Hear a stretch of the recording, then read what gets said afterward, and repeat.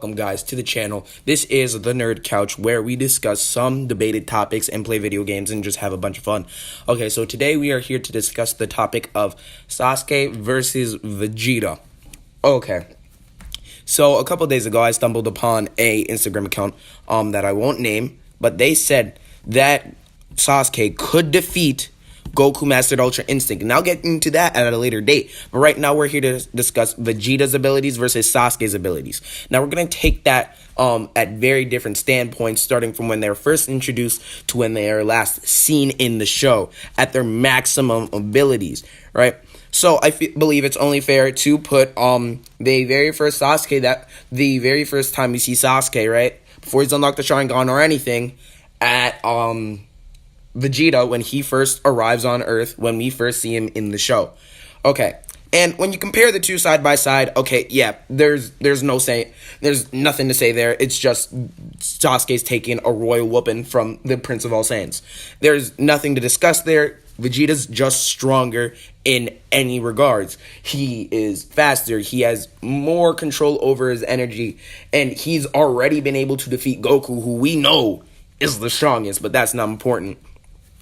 But then let's go into another stage. We'll go into Namek, and we'll go to Namek Vegeta, just to up the time a little bit, right?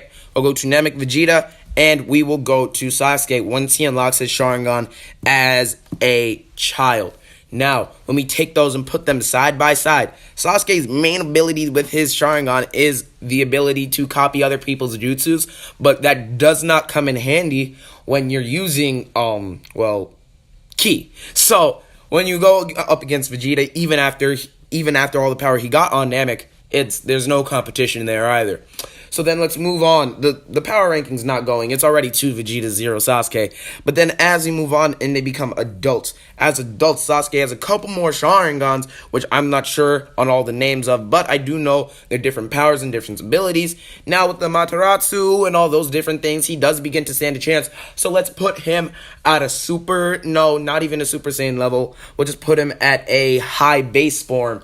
After the Frieza saga, kind of in between, around the Android saga, just around the Android saga. So, he hasn't unlocked Super Saiyan yet, but he's been training hard and non-stop. Here is where Sasuke has a possibility to win with Zamateratsu, but Vegeta might, actually no, Sasuke might be able to take the dub here, only for the reason that his abilities do have effects that Vegeta might not be able to counter, especially in the mental state that he was right before Cell and all the androids came to be. Now, I'm saying we take him fresh out of training and throw him into a battle where he was in kind of a little bit of a depression about how Trunks had come. I'm talking, remember that dream? Just take him straight out of there and put him in a fight. He might be a little shocked. Sasuke, on the other hand, his abilities at the time, but with him on the verge, it might be able to set him over and turn him into that Super Saiyan.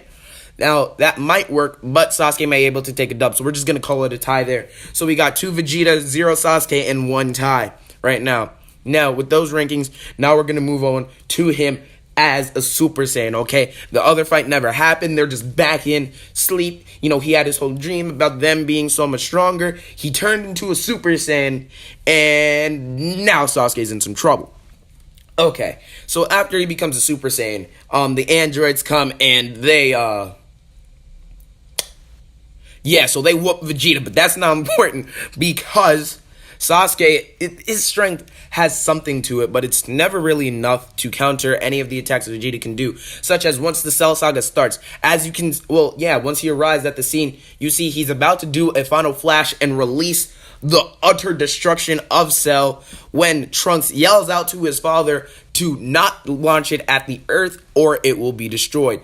Now, even to recent dates of some of his strongest attacks, Sasuke, I've seen, have only let dents into parts of the Earth, but never anything too severe that it's affected all their life. Now, Vegeta, as a Super Saiyan right now, already has the ability to then destroy him. Okay. So it's clear once he becomes a Super Saiyan, Sasuke's done, finished, finito. There's no way he's going to win. So now we have 3, and then we have 1. Now, we have 3, and then we have 0 for Sasuke, actually, in 1 tie.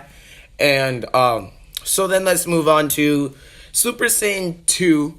We'll move on to Super Saiyan 2 and when Sasuke arrives at the fourth Great Ninja War.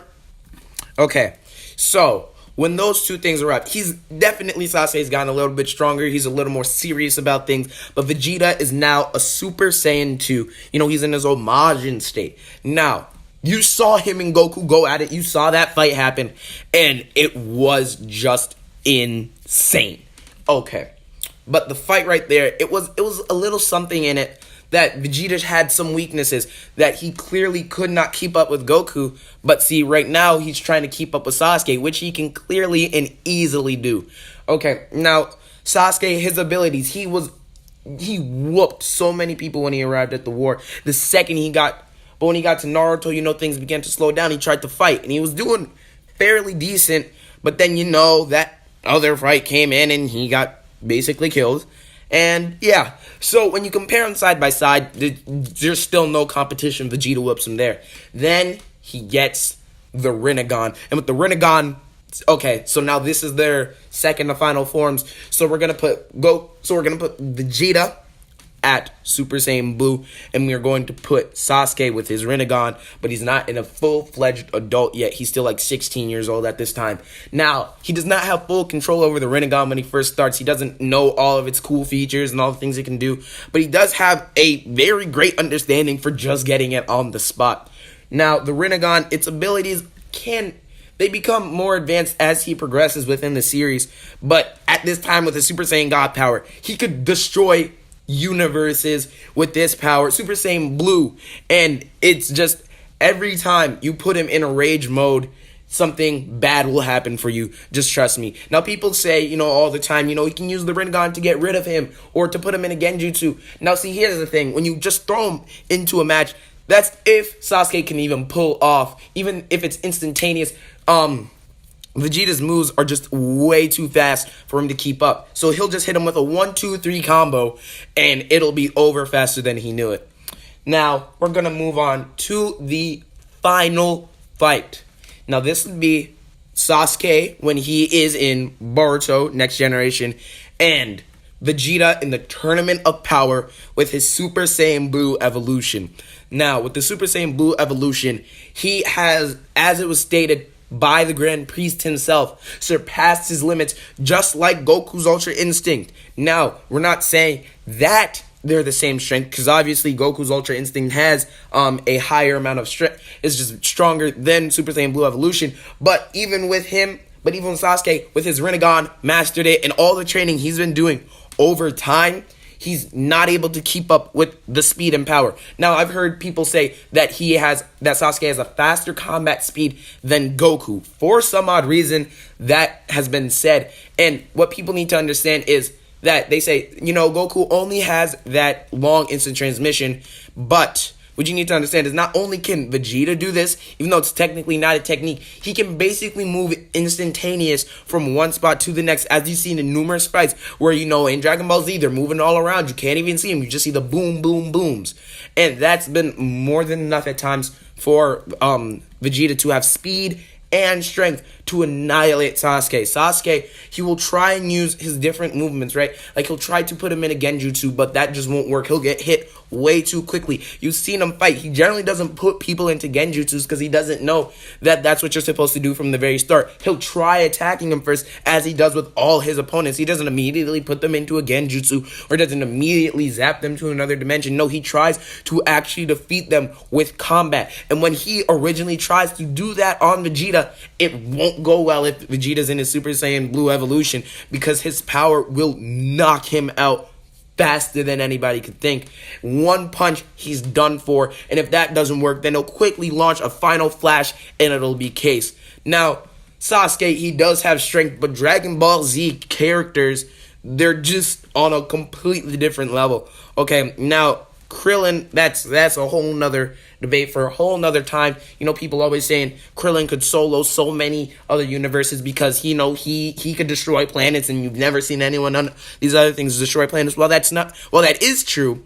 It's not what we're here to talk about right now, but in that fight, it's just case clean from what you've seen right now from both of them. Vegeta's just on a completely different level. His combat speed, his travel speed, his strength, his ability to comprehend situations, his determination. You saw him in the fight against Jiren. Even after he lost and was in no state to continue, he still got back up to punch him and hit him one more time, even though he knew there was no chance of him winning.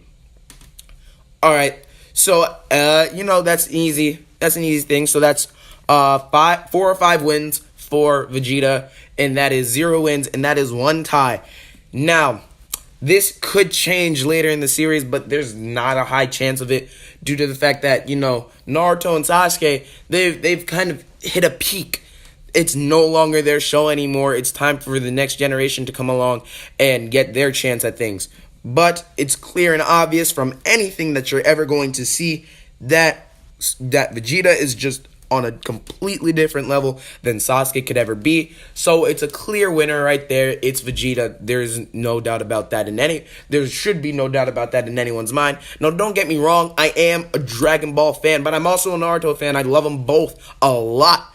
But Vegeta, the show, Dragon Ball Z, Dragon Ball Super, they've all been made to just have characters that are beyond any type of strength that anybody has seen before. And that just pushes them to a level that no one ever saw coming. Alright, guys. Thanks for enjoying the video. Hope you guys will leave a like, subscribe, share it with your friends so that I can get a couple more views. But I hope you guys all enjoyed. Subscribe, turn on that notification bell, because I will be coming out with a couple more of these. With these new videos every once in a while, maybe I might start uploading pretty back to back. But thank you for joining me on the Nerd Couch so that we can discuss things.